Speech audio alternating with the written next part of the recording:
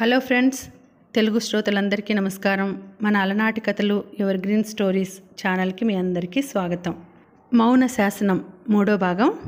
మీరు మన వీడియోస్ని రెగ్యులర్గా ఫాలో అవుతుంటే తప్పకుండా లైక్ కొట్టండి.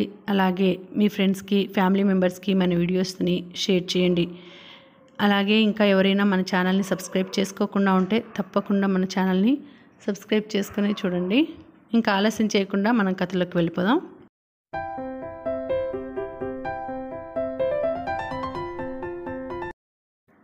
ఆఖరి పేజీ చదవటం ముగించి ఫైల్ క్లోజ్ చేశాడు నందగోపాల్.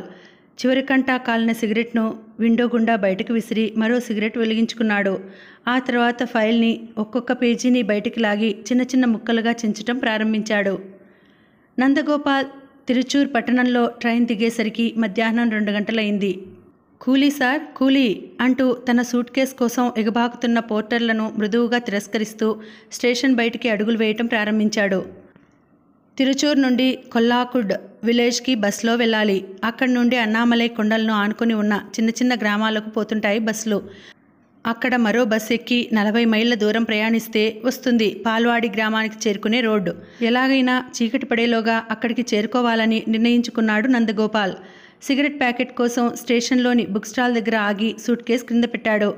సిగరెట్ ప్యాకెట్ కొనుక్కొని సిగరెట్ వెలిగించుకుని దమ్ములాగి పొగను గాల్లోకి వదులుతూ అక్కడి నుంచి బయలుదేరబోతుండగా అతని దృష్టిని ఆకర్షించింది ఒక ఫ్రూట్ స్టాల్ దగ్గర నిలబడి సూటిగా తన వైపే చూస్తున్న ఒక యువతి. 25 ఏళ్ల వయసుంటుంది ఆమెకి. నరాలను జువ్వుమనిపించే చూపులు. గులాబీ రంగు చుడీదార్ ధరించి ఉందామె. ఆ డ్రెస్కి తగ్గట్టుగా ఉంది హెయిర్ స్టైల్. నందగోపాల్ తన వైపు చూడగానే కవిస్తున్నట్టుగా నవ్వింది ఆమె. అలా నవ్వినప్పుడు తలుక్కున మెరిసింది తెల్లటి ఆమె పలువరస. చిన్నగా విజిల్ వేశాడు నందగోపాల్. దాంతోపాటే కన్ను కొట్టాడు. అందుకు బదులుగా ఆ యువతి కూడా నిర్భయంగా కన్ను కొట్టింది. లైన్ క్లియర్ అన్నట్టు. క్రింద పెట్టిన సూట్ కేస్ అందుకొని ఆమె నిల్చున్న వైపు అడుగులు వేశాడు నందగోపాల్. ఆమెను సమీపించి ఒకసారి అటు ఇటు చూశాడు. ప్రత్యేకంగా ఎవరూ తనను గమనించటం లేదని నిశ్చయించుకొని ఆమెకు మరింత దగ్గరగా వెళ్ళాడు. వస్తావా? మెల్లగా అడిగాడు నందగోపాల్. రమ్మంటే? విత్ ప్లెజర్, కమాన్ చెయ్యి అందిస్తూ. నిర్మోహమాటంగా చెయ్యి అందుకొని అతని వెంట స్టేషన్లోంచి బయటికి నడిచింది. ఎక్కడికి వెళదాం? నడుస్తూనే అడిగాడు నందగోపాల్. మీ ఇష్టం. నీకు రూమ్ ఉందా? లేదు. మీకు ఇల్లు లేదా? నేను ఈ ఊరివాణ్ణి కాదు, ఒక పని మీద వచ్చాను. ఆమె మాట్లాడలేదు. ఏదైనా మంచి హోటల్కి వెళ్దాం. అలాగే. ఇద్దరూ స్టేషన్ బయటికి వచ్చారు. 1 మినిట్ డియర్, ఫోన్ చేసి వస్తాను అన్నాడు నందగోపాల్. ఎవరికి? నేను ఈరోజు ఈ ట్రైన్కి వస్తున్నట్టు నా ఫ్రెండ్కి టెలిగ్రామ్ ఇచ్చాను. అతను నా కోసం ఎదురు చూస్తుంటాడు. కాస్త ఆలస్యంగా వస్తానని ఫోన్ చేస్తాను. అలాగే. ఎన్ని గంటల ఆలస్యం అవుతుందని చెప్పమంటావు? నవ్వుతూ అడిగాడు నందగోపాల్. మీ ఓపికను బట్టి. Thank you. నందగోపాల్ స్టేషన్ ఆవరణలో ఉన్న టెలిఫోన్ బూత్లోకి వెళ్ళి ఎవరితోనో ఫోన్లో మాట్లాడి 10 నిమిషాల తర్వాత తిరిగి వచ్చాడు. ఏమన్నాడు మీ ఫ్రెండ్? నందగోపాల్తో పాటు ట్యాక్సీ స్టాండ్ వైపు అడుగులు వేస్తూ అడిగిందామె. దేని గురించి? మీ ఆలస్యాన్ని గురించి. అర్థం చేసుకున్నాడు. ఎంత ఆలస్యమైనా పర్వాలేదన్నాడు. ఇలాంటి విషయాల్లో బాగా అనుభవజ్ఞుడు అనుకుంటాను. నందగోపాల్ నవ్వాడు. ఇంకేమీ మాట్లాడలేదు. ఇద్దరూ స్టాండ్కి వెళ్ళి ట్యాక్సీ ఎక్కారు. ఇంజిన్ స్టార్ట్ చేసి ట్యాక్సీని ముందుకు కదిలించాడు డ్రైవర్. రైల్వే స్టేషన్కి ముందున్న రోడ్ కార్నర్ను సమీపిస్తూ ఎక్కడికి వెళ్ళాలి సార్ అని అడిగాడు. హోటల్ ఎంజాయ్ అన్నాడు నందగోపాల్. ఆ యువతి తల త్రిప్పి అతని ముఖంలోకి చూసింది. అది చాలా ఖరీదైన హోటల్ అంది. పర్వాలేదు, నేను ఎప్పుడు తిరుచూరు వచ్చినా అక్కడే దిగుతాను. ఆ హోటల్ వాళ్ళు నాకు బాగా తెలుసు, ప్రాబ్లం ఉండదు అన్నాడు. ఆమె ఇంకేమీ మాట్లాడలేదు. మళ్ళీ నందగోపాల్ ప్రశ్నించాడు. ఇంతకీ నీ పేరేమిటో చెప్పలేదు అని. స్మిత అందా యువతి. స్వీట్ నేమ్, బాగుంది. Thank you. ట్యాక్సీ 15 గంట తర్వాత హోటల్ ఎంజాయ్ ముందు ఆగింది. ట్యాక్సీ ఫేర్ చెల్లించి స్మితతో పాటు లోపలికి వెళ్ళాడు Nandagopal. Welcome you sir, what can I do for you? చిరునవ్వుతో ఆహ్వానిస్తూ అడిగాడు రిసెప్షనిస్ట్. ఏసీ డబుల్ రూమ్ అన్నాడు నందగోపాల్. రిజిస్టర్ తీసి కౌంటర్ మీద ఉంచుతూ స్మిత వంక అనుమానంగా చూశాడు రిసెప్షనిస్ట్. ఏమిటలా చూస్తున్నారు? She's my wife. పేరు స్మితా గోపాల్. స్మిత భుజం చుట్టూ చేయి వేసి దగ్గరికి లాక్కుంటూ చెప్పాడు నందగోపాల్. నో, అనుమానం ఏమీ లేదు అంటూ రిజిస్టర్ను అతని ముందుంచి పెన్ అందించాడు రిసెప్షనిస్ట్. పెన్ అందుకుని తన పేరు అడ్రస్సు రాసి సంతకం చేశాడు నందగోపాల్. మీరు చాలా ధైర్యవంతులే. రూమ్లోకి రాగానే తలుపు మూసి ఏసీ ఆన్ చేస్తూ అంది స్మిత. చిన్నగా నవ్వాడు నందగోపాల్. పిరికివాడిని అనుకున్నావా అన్నాడు. నోనో, రిసెప్షన్లో అంత నిర్భయంగా నేను మీ భార్యనని చెప్పిన తర్వాత మీరు పిరికివాళ్ళని ఎలా అనుకుంటాను? బద్ధకంగా ఒళ్ళు విడుచుకొని మంచం మీద వాలింది స్మిత. అప్పుడే ఏం తెలిసింది నా ధైర్యం? అసలు పని పూర్తయిన తర్వాత తెలుస్తుంది. అసలు పనేమిటి? ఆ సంగతి తర్వాత చెబుతాను కానీ ముందు నువ్వెవరో చెప్పు అన్నాడు నందగోపాల్. స్మిత కలవరపడింది. వెంటనే సర్దుకుని కాల్ గర్ల్ని, just a call girl, that's all, come on darling, don't waste the time అంటూ అతని చేతులు అందుకొని తన మీదకు లాక్కోబోయింది. ఆగు డియర్, మరీ అంత తొందర అయితే ఎలా? జర్నీతో బాగా అలసిపోయాను. కాస్త స్నానం చేసి ఆ తర్వాత ఫ్రెష్గా మన కార్యక్రమాన్ని మొదలు పెడదాం. ఇంతకీ అసలు విషయం చెప్పలేదు నువ్వు. ఆమె ముఖంలో మళ్ళీ కలవరం. అసలు విషయం ఏమిటి అంది తెచ్చిపెట్టుకున్న చిరునవ్వుతో. బిజినెస్. నాతో పూర్తిగా సహకరించడానికి ఎంత తీసుకుంటావు? స్మిత మత్తుగా చూసింది. ఇంకెవరితోనైనా అయితే నా రేటు విషయం నిర్మోహమాటంగా చెప్పేదాన్ని. నిన్ను చూసిన తర్వాత నన్ను నేను మర్చిపోయాను. చిల్లు గవ్వ ఇవ్వకపోయినా ఈ రాత్రి నీకు స్వర్గం చూపిస్తాను, ఈ లోకాన్ని మర్చిపోయేటట్లు చేస్తాను అంది. ఆమె మాటలలో ధ్వనించిన ద్వంద్వార్థాన్ని గ్రహించి తనలో తానే నవ్వుకున్నాడు నందగోపాల్. నాకు తెలుసు, నిన్ను చూడగానే అనుకున్నాను స్వర్గం చూపించడానికి వచ్చిందానవేనని. ఇప్పుడే వస్తాను అంటూ సూట్ కేస్ ఓపెన్ చేసి టవల్ తీసుకుని బాత్రూంలోకి వెళ్ళిపోయాడు. 2 నిమిషాలు ఆగి చెవులు రిక్కించింది స్మిత. బాత్రూంలోంచి వినవస్తున్న నీళ్ల శబ్దాన్ని విని మంచం మించి లేచి నిలబడింది. తన దుస్తుల చాటును దాచుకున్న జపాన్ మోడల్ మినీ పిస్టల్ని బయటకు తీసి బాత్రూం ద్వారానికి ఎదురుగా నిలబడింది. స్నానం ముగించిన వెంటనే బాత్రూంలోంచి బయటకు వస్తాడు నందగోపాల్. బయటికి అడుగుపెట్టిన క్షణమే నిశ్శబ్దంగా గొంతు విప్పుతుంది సరికొత్త రకం సైలెన్సర్ అమర్చబడిన మినీ పిస్టల్. అంతే, నందగోపాల్కి అదే ఆఖరి క్షణం. పిస్టల్ని బాత్రూం ద్వారం వైపుకి గురిపెట్టింది స్మిత. భారంగా ఊపిరి పీల్చి వదులుతూ టెన్షన్గా ఎదురుచూడసాగింది నందగోపాల్ రాక కోసం. నిమిషాలు భారంగా నడుస్తున్నాయి. స్మిత గుండె వేగంగా కొట్టుకుంటోంది. టెన్షన్, విపరీతమైన టెన్షన్. బాత్రూంలో నీళ్ల శబ్దం ఆగిపోయింది. నందగోపాల్ ఒళ్ళు తుడుచుకుంటూ ఉండాలి. అతను ఏ క్షణంలోనైనా బయటికి రావచ్చు. స్మిత పిస్టల్ ట్రిగ్గర్ నొక్కేందుకు ఆల్మోస్ట్ రెడీ అయిపోయింది. అంతలో ఉన్నట్టుండి మ్రోతలు చేయడం ప్రారంభించింది కాలింగ్ బెల్. ఉలిక్కిపడింది స్మిత. కాలింగ్ బజర్ మ్రోతలతో పాటు ఎవరో తలుపు తడుతున్న శబ్దం. ఇప్పుడు నందగోపాల్ బాత్రూం తలుపు తెరుచుకుని బయటకు వచ్చినా ఎలాంటి ప్రయోజనం లేదు. అతన్ని చంపితే తను పట్టుబడిపోతుంది. తప్పించుకోవడానికి ఎలాంటి అవకాశం ఉండదు. బంగారం లాంటి అవకాశం చేజారిపోయింది. మరో అవకాశం వచ్చేటంత వరకు ఓపికగా ఎదురుచూడాలి.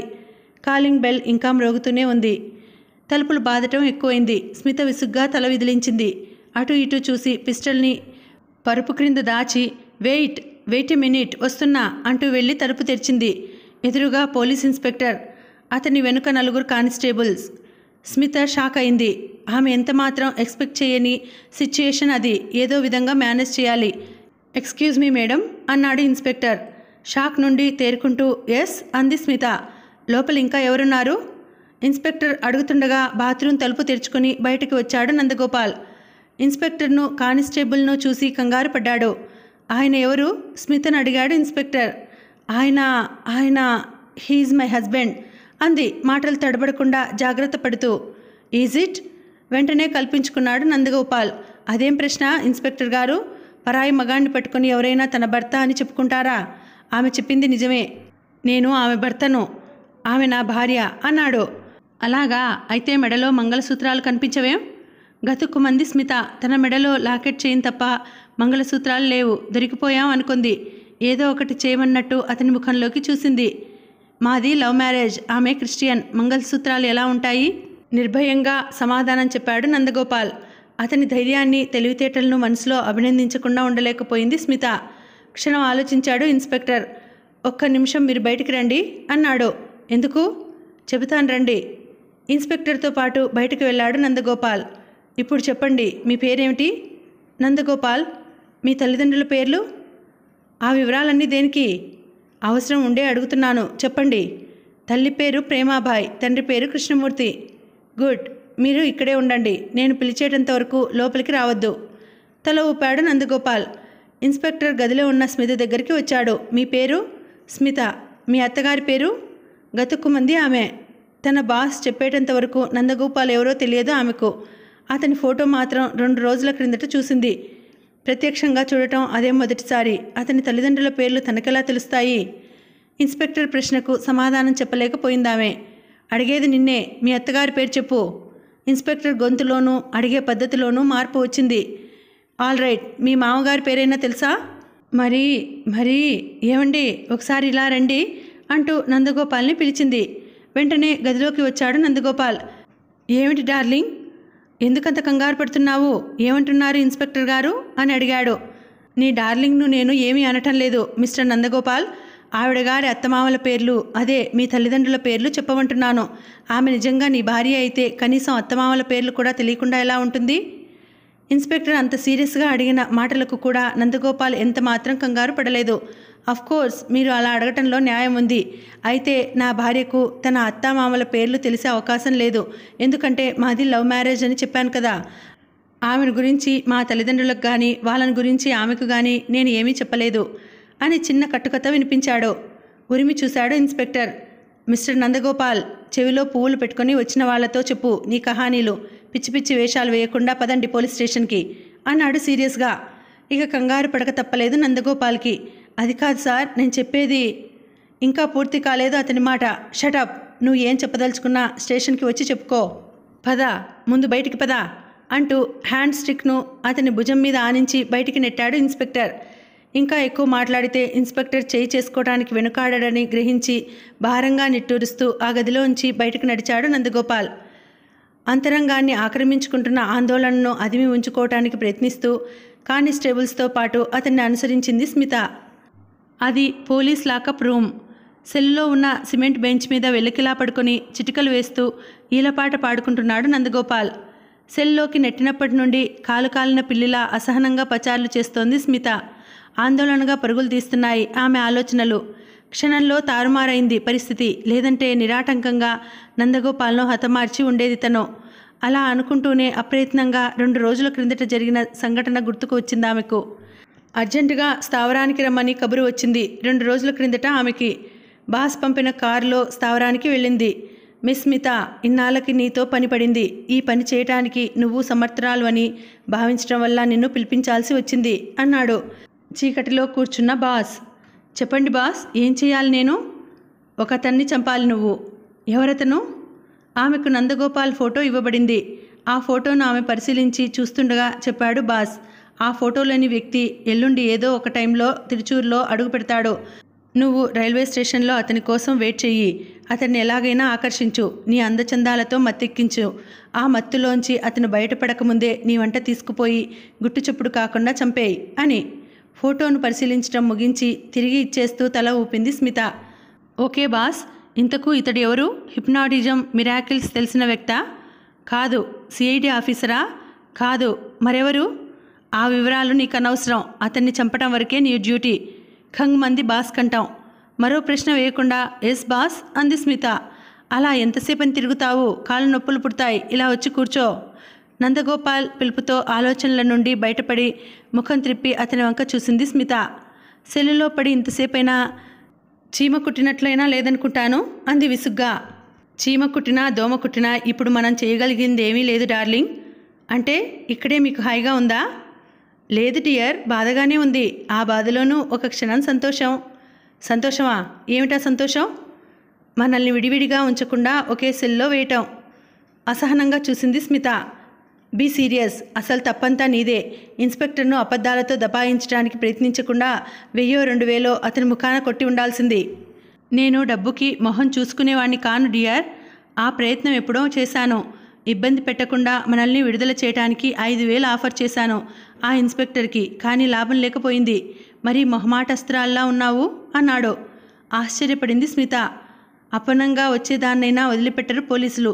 డబ్బు విషయంలో మొహమాట పడరు.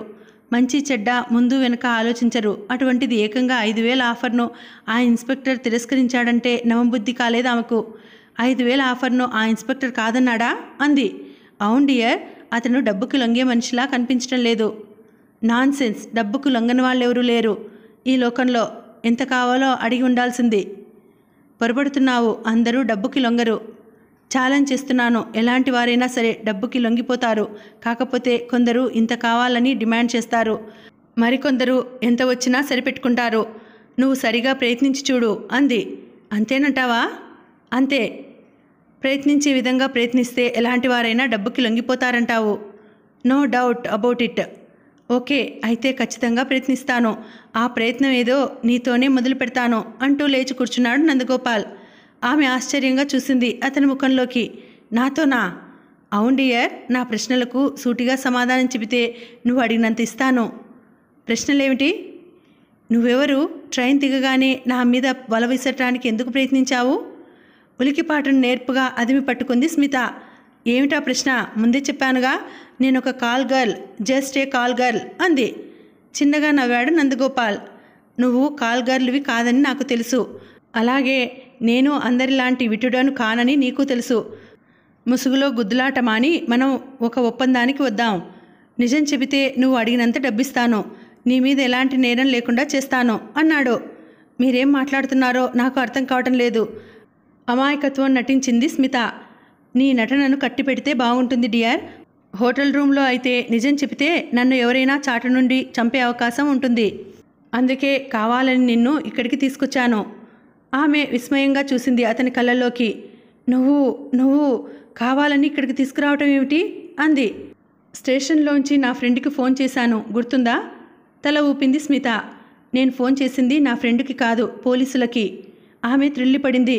మై గాడ్, అంటే నువ్వు special officer Nandagopal, mystery devils ఆట కట్టించడానికి వచ్చిన పోలీస్ అధికారిని. కెవ్వుమని అరవబోయి అరుపును అతి ప్రయత్నం మీద గొంతులో అదుముకుంది స్మిత. మీరు పోలీస్ ఆఫీసరా? Yes dear. అయినా నువ్వు భయపడాల్సిన పనేమీ లేదు. నేను నిన్ను ఏమీ చెయ్యను. నువ్వు అడిగినంత డబ్బు ఇస్తాను. సుఖంగా జీవించడానికి నా చేతనైనంత సహాయం చేస్తాను అన్నాడు. నిజం చెప్పకపోతే? నందగోపాల్ చిన్నగా నవ్వాడు. పోలీసులు పెట్టే చిత్రహింసలను గురించి నువ్వు వినే ఉంటావు. ఆ బాధ ఎలా ఉంటుందో ఇప్పుడు ప్రత్యక్షంగా అనుభవించాల్సి ఉంటుంది. నీ కుసుమకోమల శరీరం ఆ చిత్రహింసలను తట్టుకోలేదు. అప్పుడైనా నువ్వు నిజం చెప్పాలి. అదేదో ముందుగానే చెబితే బాగుంటుంది అన్నాడు. స్మిత కళ్ళల్లో భయం ప్రత్యక్షం అయింది. ఆమె తీవ్రంగా ఆలోచించడం ప్రారంభించింది. తను చంపాల్సింది ఒక పోలీస్ అధికారిని అని బాస్ ముందుగా చెప్పలేదు. చెప్పి ఉంటే తను అందుకు అవసరమైన జాగ్రత్తలు తీసుకుని ఉండేది. ఇప్పుడు ఆ విషయాన్ని గురించి ఆలోచించి ప్రయోజనం లేదు. నందగోపాల్తో నిజం చెప్పేస్తే బాస్ తనను బ్రతకనీయడు. ప్రపంచంలో ఏ మూలన దాగినా వెతికి చంపుతాడు. చెప్పకపోతే ప్రత్యక్ష నరకాన్ని అనుభవించేలా చేస్తారు పోలీసులు. అలా అనుకుంటూనే భారంగా నిట్టూర్చింది స్మిత, బలవంతపు చిరునవ్వును పెదవుల మీదకి తెచ్చుకుంటూ. నందగోపాల్ వైపు చూసింది. నేను ఒక మాట అడుగుతాను, నిజం చెప్తావా అంది. ఏమిటది? మంచైనా చెడైనా ఒక పని చేయటం మొదలుపెట్టినప్పుడు అందులో నిజాయితీ ఉండాలి కదూ? క్షణం ఆలోచించి అవును అన్నాడు నందగోపాల్. అయితే నేను నిజాయితీగానే ఉండదలుచుకున్నాను. అంతే. సమాధానం చెప్పకుండా చిన్నగా నవ్వింది స్మిత. నవ్వుతూనే చటుక్కున ముందుకు దూకి 2 చేతులతో బలంగా వెనక్కి నెట్టింది అతన్ని. ఆమె చర్యను ఎక్స్పెక్ట్ చేయలేదు నందగోపాల్. విసురుగా వెనక్కి తూలి సెల్ గోడను గుద్దుకున్నాడు. ఫట్ మని శబ్దం చేసింది అతని తల వెనుక భాగం.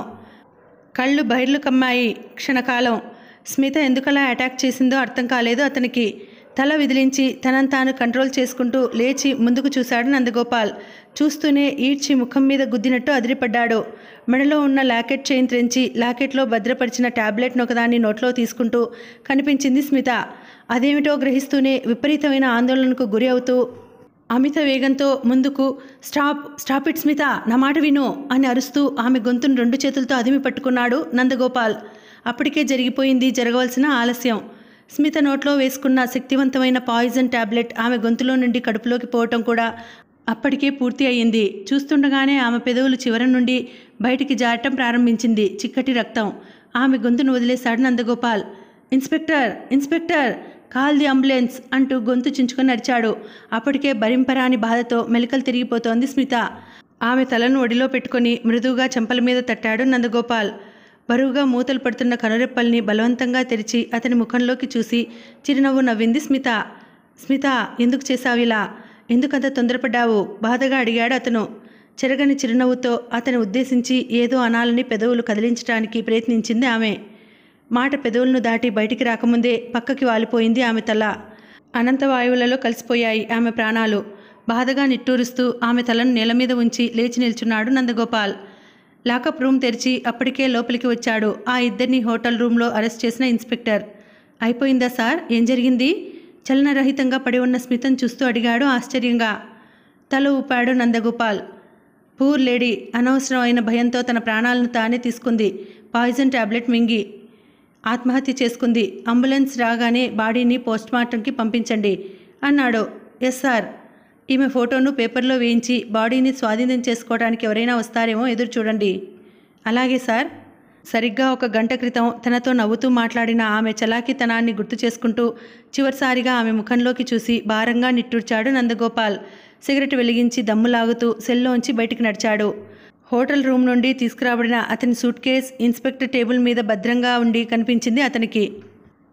అది విశాలమైన హాలు. చీకటిని పారద్రోలటానికి శక్తివంచన లేకుండా ప్రయత్నిస్తోంది. ఆ హాల్లో వెలుగుతున్న డిమ్ లైట్. ఆకుపచ్చని దుస్తులు ధరించిన దృఢకాయలు 10 మంది దాకా నేల మీద బాసింపట్టు వేసుకుని బడి పిల్లల్లా కూర్చుని ఉన్నారు ఆ హాల్లో. వాళ్ళు కూర్చున్న చోటికి ఎదురుగా నిర్మించబడి ఉంది ఎత్తైన వేదిక. సింహాసనం లాంటి ఒకే ఒక ఆసనం వేయబడి ఉంది ఆ వేదిక మధ్యన. నేల మీద కూర్చున్న వ్యక్తులలో ఏ ఒక్కరూ కూడా పెదవి విప్పి పక్కవారితో మాట్లాడటం లేదు. తల త్రిప్పి చూడటం లేదు. చెక్కిన రాతి విగ్రహాల్లా కదలకుండా కూర్చున్నారు. ఎక్కడి వారు అక్కడే. వేదిక వెనక భాగంలో ఉంది ఒక రాతి తలుపు. నేల మీద కూర్చున్న వారి అందరి దృష్టి అటే ఉంది. వాళ్ళంతా అక్కడే సమావేశం అయిన అరగంట తర్వాత ఉన్నట్టుండి బరబరా శబ్దం చేస్తూ తెరుచుకుంది రాతి తలుపు. నిలువెల్లా నల్లటి దుస్తులు ధరించిన ఆజానుబాహు ఒకతను గంభీరంగా అడుగులు వేస్తూ ఆ హాల్లో వేదిక మీదకి వచ్చాడు. వెంటనే లేచి నిల్చున్నారు అందరూ. ఆ ఆజానుబాహుడు వారికి బాస్. అతను వేదిక మీదనున్న ఆసనాన్ని అలంకరించి అందరినీ కూర్చోమన్నట్టు 2 చేతులు గాల్లోకి ఎత్తి సూచించాడు. అందరూ తమ తమ స్థానాల్లో కూర్చున్నారు. ఆ వెంటనే ఎలాంటి ఉపోద్ఘాతాలు లేకుండా తన ఉపన్యాసాన్ని ప్రారంభించాడు బాస్. డియర్ ఫ్రెండ్స్, ఏ ఆశయంతో ఈ మిస్టరీ డెవిల్స్ నాటకాన్ని ప్రారంభించానో ఆ ఆశయం మరికొద్ది రోజుల్లో పూర్తి కానున్నది. ఇక నుంచి ప్రతిక్షణం మనం చాలా జాగ్రత్తగా ఉండాలి. మన గుట్టు రట్టు చేయడానికి కేరళ పోలీస్ డిపార్ట్మెంట్ మళ్ళీ ఒక స్పెషల్ ఆఫీసర్ను పాల్వాడికి పంపినట్టు సమాచారం అందింది. అతని పేరు నందగోపాల్. శక్తి సామర్థ్యాలు గల పోలీసు అధికారిగా డిపార్ట్మెంట్లో అతనికి మంచి పేరుంది. ఆ పేరు అయాచితంగా లభించింది కాదని స్మిత అనబడే మన గ్యాంగ్ మెంబర్ను చంపటం ద్వారా అతను నిరూపించుకున్నాడు. సో అతన్ని ఎలాగైనా అడ్డు తొలగించుకోగలిగితే మరో ఆఫీసర్ వచ్చేలోగా మన పనులు పూర్తి చేసుకోవచ్చు. ఆ తర్వాత ప్రపంచంలోని ఏ శక్తి అయినా మనల్ని ఏమీ చేయలేదు. కాబట్టి ఇక నుంచి నందగోపాల్ని అంతం చేయటమే మీ ధ్యేయంగా పెట్టుకోవాలి. అతన్ని ఈ అన్నామలై కొండల్లోనే సమాధి చేయాలి. ఈ విషయంలో మీ అందరికీ సూచనలు ఇచ్చే బాధ్యతను మిస్టర్ కుట్టిస్వామికి అప్పగిస్తున్నాను అన్నాడు బాస్. ఆ మరుక్షణంలోనే నేల మీద కూర్చున్న వ్యక్తులలో నుండి ఒక వ్యక్తి లేచి నిల్చున్నాడు. లావుగా ఎత్తుగా ఉన్నాడు అతను. నల్లటి శరీరం, పెద్ద పెద్ద కళ్ళు, బోడిగుండుంది. వికృతంగా కనిపించే ఎత్తుపళ్ళు. అతనే కుట్టిస్వామి. గతుకులు నిండి ఉన్న తార్ రోడ్ మీదుగా పాల్వాడి గ్రామం వైపు పరుగులు తీస్తోంది కేరళ రోడ్ ట్రాన్స్పోర్ట్ కార్పొరేషన్ వారికి సంబంధించిన ఒక బస్. అన్నామలై కొండలను ఆనుకొని ఉన్న వివిధ గ్రామాలకు పోయే ప్రయాణికులతో నిండి ఉందా బస్సు. నెత్తిమీద హ్యాట్ను ముఖం మీదకి లాక్కొని చివరి సీటులో జారగిలబడి కూర్చున్నాడు నందగోపాల్. ప్రయాణికులందరూ ఎవరి ధ్యాసలో వారున్నారు. సరిగ్గా ఆ సమయంలో ఉన్నట్టుండి సీట్లోంచి పైకి లేచారు 1/2 డజన్ మంది వ్యక్తులు. డ్రైవర్ని, కండక్టర్ని రివాల్వర్తో కవర్ చేశాడు ఒక వ్యక్తి. బస్ ముందు భాగంలో నిలబడిన ప్రయాణికులు కేసి రివాల్వర్ను గురిపెట్టారు 3. భయాందోళనలతో కెవ్వు కెవ్వుమని అరవటం ప్రారంభించారు ప్రయాణికులు. స్టాప్, బస్ ఆపు, కంగుమన్న కంఠంతో హెచ్చరించాడు ఒక వ్యక్తి. డ్రైవర్ బస్ ఆపేశాడు. ఉన్నట్టుండి బస్ ఆగటం, అకస్మాత్తుగా అరుపులు వినిపించడంతో నిద్రాభంగం అయింది నందగోపాల్కి. ముఖం మీది హ్యాట్ను నెత్తిమీదికి లాక్కుంటూ కళ్ళు తెరిచి ముందుకు చూశాడు అతను. చూస్తుండగానే రివాల్వర్ను గురిపెట్టి వికృతంగా నవ్వాడు ఒక వ్యక్తి. ఏమిటి, ఏమైంది? ఏమీ అర్థం కానట్టు అయోమయంగా చూస్తూ అడిగాడు. ఏమైందో ఏం కాబోతోందో తెలుస్తుంది. ముందు క్రిందికి దిగు, కమాన్ గెట్ డౌన్ అని కరుకు కంఠంతో అరిచాడు. గాఢంగా నిట్టూరుస్తూ లేచి 2 చేతులు గాల్లోకి ఎత్తి బస్సులోంచి క్రిందికి దిగాడు నందగోపాల్. డ్రైవర్, కండక్టర్లతో పాటు మిగతా ప్రయాణికులను కూడా క్రిందికి దిగమని హెచ్చరించారు రివాల్వర్లు పుచ్చుకున్న వ్యక్తులు. గుండెల్ని అరచేత పట్టుకున్నట్టు బిక్కుబిక్కుమంటూ క్రిందికి దిగారు అందరూ. Come on move. ఎత్తిన చేతులను క్రిందికి దించకుండా అటు నడవండి. అరచి గోల చేసినా, తప్పించుకోవాలని ప్రయత్నించినా తలలు ప్రేలిపోతాయి. అక్కడికి కొంత దూరంలో కనిపిస్తున్న చెట్లకేసి చూపిస్తూ కమాండ్ చేశాడు ఆ వ్యక్తి. అతను ఆదేశించినట్టు చేయక తప్పలేదు వారికి. చేతులు ఎత్తి పట్టుకొని గుంపులుగా ఆ చెట్ల తోపుకేసి అడుగులు వేయటం ప్రారంభించారు ప్రయాణికులు. అందరికంటే ఆఖరణ నందగోపాల్ నడుస్తున్నాడు. నడుస్తూనే తీవ్రంగా ఆలోచిస్తున్నాడు అతను. బస్సులో పాల్వాడి గ్రామానికి బయలుదేరే ముందు తను తీసుకోవాల్సిన జాగ్రత్తలు తీసుకోలేదు. తనను చంపే ప్రయత్నంలో స్మిత ఫెయిల్ అయిందని తెలిసిన మరుక్షణంలో శత్రువులు మరో ప్రయత్నం చేసే అవకాశం ఉందనుకున్నాడే గాని ప్రమాదం తనతో పాటు బస్సులో బయలుదేరుతుందని ఊహించలేకపోయాడు. ఇప్పుడు ఏం చేయాలతను? ఏం చేయదలుచుకున్నా తను ఏమాత్రం తొందరపడకూడదు. ఇది తన ఒక్కడి ప్రాణానికి సంబంధించిన సమస్య కాదు. తన తొందరపాటు వల్ల ప్రయాణికులు ప్రాణాలు కూడా కోల్పోయే అవకాశం ఉంది. ఆలోచిస్తూనే అందరితో పాటు చెట్ల తోపులోకి చేరుకున్నాడు నందగోపాల్. ఆలస్యం దేనికి? అందరినీ వరుసగా నిలబెట్టి కాల్చి పారేద్దాం. ముందు అతనితో మొదలు పెడదాం అన్నాడు ఒక వ్యక్తి నందగోపాల్ వైపు చూస్తూ. అతని మాటలు వింటూనే విపరీతమైన భయాన్ని ముఖంలోకి తెచ్చిపెట్టుకున్నాడు నందగోపాల్. మై గాడ్, కాల్చేస్తాడు నన్ను. మీ రివాల్వర్తో కాల్చి చంపేస్తారా అన్నాడు గాబరాగా. అనడంతో సరిపెట్టుకోలేదు అతను. బాధగా నొసలు విరుస్తూ ముఖం అంతా చిట్లించి ఛాతీ క్రిందికి చేతులతో అదుముకున్నాడు. నొప్పి, గుండె నొప్పి, బాధ, భరించలేని బాధ అంటూ నేల మీద పడిపోయి మెలకలు తిరిగిపోవటం ప్రారంభించాడు. ఆ దృశ్యాన్ని గమనించి ఉన్నట్టుండి విరగబడి నవ్వటం ప్రారంభించారు ఆ వ్యక్తులు.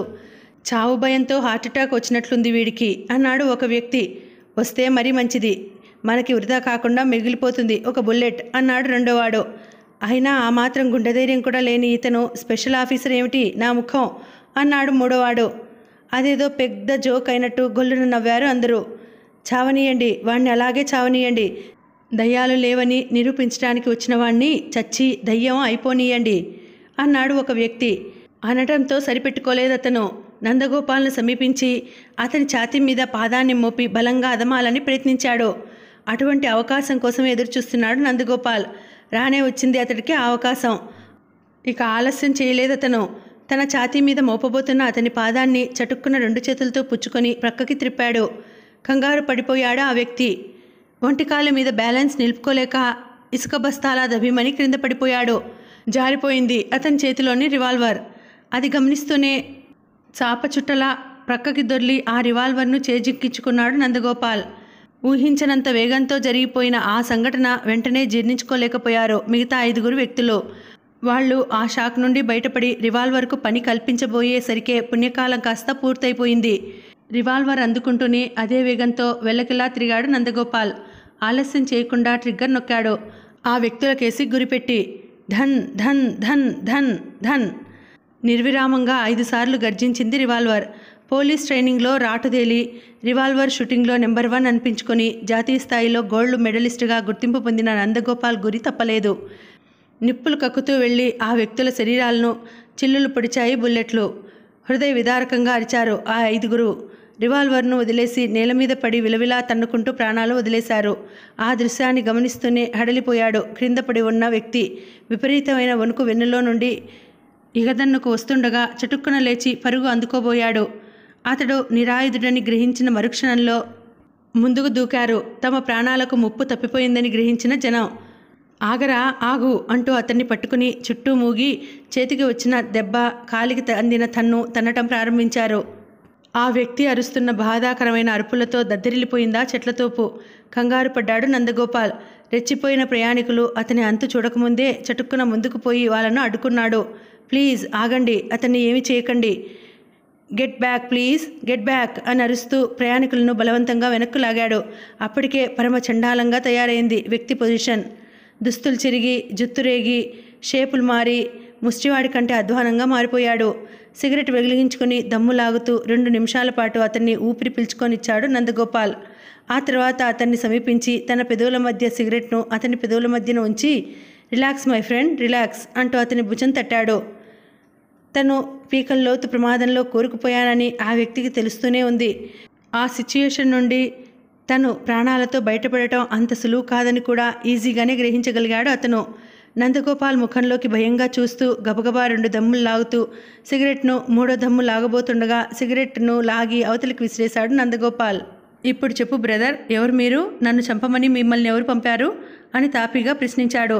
మేము దోపిడీ దొంగలం, దారులు కాచి అదను చూసి ఇక్కడి ప్రయాణికులను దోచుకుంటాం అన్నాడు తడుముకోకుండా.